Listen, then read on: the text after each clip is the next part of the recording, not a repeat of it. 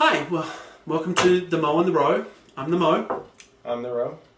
And what are we reviewing today? Ro? Today it will be Paranormal Activity. Oh, Lord help us all. Paranormal this. I'm sorry. I know it seems like every week we talk about something version 2.0, but Blair Witch Project version 2.0. True. You can lead us off today. Well, in that vein, I would actually give this, well, I don't know, there's something about Blair Witch Project, which, I mean, I definitely liked the concept at the time when it came out, and it was a really cool idea, but it never really got to me. Like, this movie definitely kind of took that and went a bit further with it. This movie actually, scared you a little bit? Yeah, well, like I was saying, when we came out, it seems like I sort of have, like, some sort of weird, I don't know, we'll blame my parents, my upbringing or something. Maybe they used to beat me with a whip and I completely blacked it out, but movies like this don't freak me out, but at the same time, I can appreciate. You have a weird sort of nubbed sense of reality. It's been shown off kind of a thing. Yeah, we'll leave it at that and not bring my parents into therapy. But definitely though, this movie was, there's the times when you really, and I was really getting into it too, seeing it with everyone there in the theater and listening to them just like, those were really awesome parts. I enjoyed the whole experience actually watching it with everyone when those key points when everyone would kind of freak out. It was kind of, collectively it was fun. It is fun. Yeah. It's funny you should mention the word collectively because it is fun to watch, to be a part of that group that is essentially, being, frightened, together. What I thought was good about it was the fact that in the trailer, to the movie, they show the 4 or 5 major frightening scenes in the film. The whole film itself has that whole creepy aura, which permeates through the whole film. But those 4 or 5 real terror, jump out of your seat moments. What I think worked as well was in the trailer, because they're showing in the trailer instead of showing parts of the movie, they're showing parts of the audience response, to them watching the film. So you had those boys trying to get a little bit feisty on me there. Just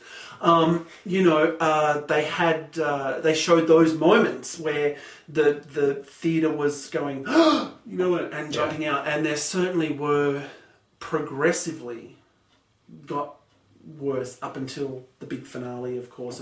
But maybe you might want to lead us into. I can't. And that guy's giving me any trouble right there. It's just like, no. He's been in trouble since he was born. 28 years worth of he's always been in trouble. But no, the film opens with a young couple that are moving in together. Them taking it to the next level and moving in together or whatever, and it's the premise is already set that they have been hearing some noises. Exactly. Yeah.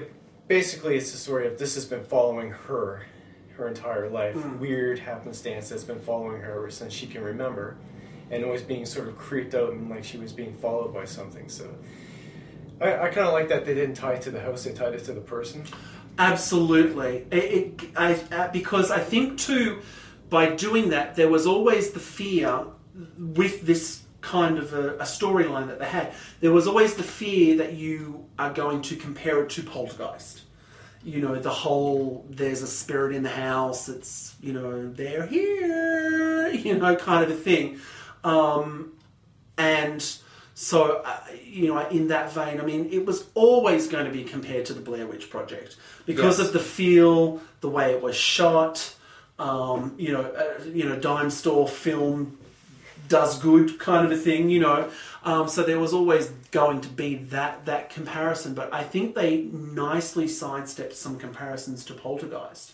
No, they definitely did, and really what I like about it too is that Poltergeist, okay, the house is haunted. Well, why don't we just go over there, the 20 yards over there, and then we're not being haunted anymore. There's no escape. Well, that's not really true with Poltergeist. It must be a while since you've seen that film. Well, that's not true, but I'm being very general here, but this was sort of any haunted house anytime, not even Poltergeist, but any haunted house. Yeah. But, okay, we'll move 2 doors down. We'll just go to the hotel. And this comes up, you can go to the hotel, but you're not getting away from it. Exactly. That was a very big part of what made this creepy, is that, and I think, I mean, apart from being an obvious story, plot filler by doing that, because obviously the first thing any audience member is going to say is, well, for Christ's sakes, why don't we just, move 2 doors down or whatever, and the problem's solved, So it's an obvious plot filler by doing that, but it was done nicely. And then it steadily gets worse and worse and worse, and, the boyfriend's filming everything and whatever, and things progressively get worse until it actually starts doing some physical poltergeistery. Is that even a word? It is now. It is now poltergeistery things. If you people use that enough, it'll actually make it to the dictionary in about 5 years. So, yes, it's like that whole, if you put that you're a Jedi on the census thing and they get more than 1,600 people who say they're a Jedi, then Jedi is a thing. Next year I'm a Jedi. Well, that or Xenu. No, I remember... We don't want to get the Scientologists to go on against... Oh, my Lord. We don't want to get them. We didn't say anything. We'll cut that. No bad. We love Scientology. Glad no one knows my name on this. Nanu.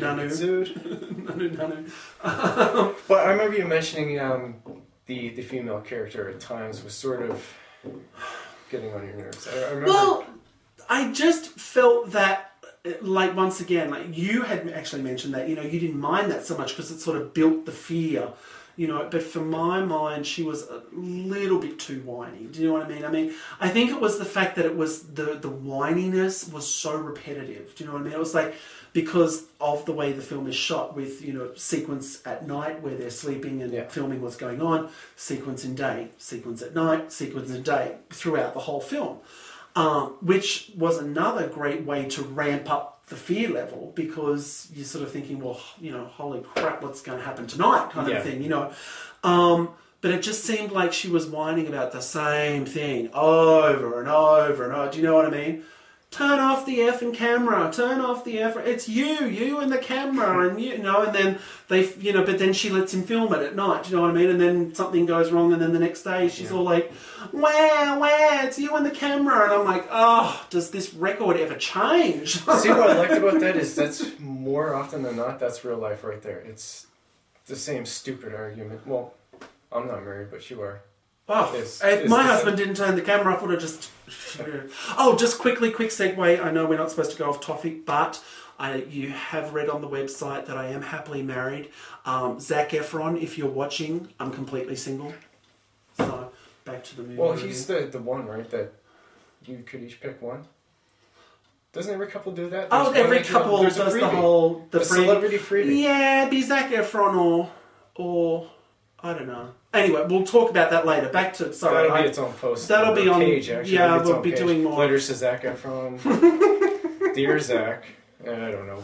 Anyway, sorry. I should let you continue. We digress again. We've got to stop doing that. Oh, you do enjoy it. You enjoy it, right? You do enjoy it, right? Hello.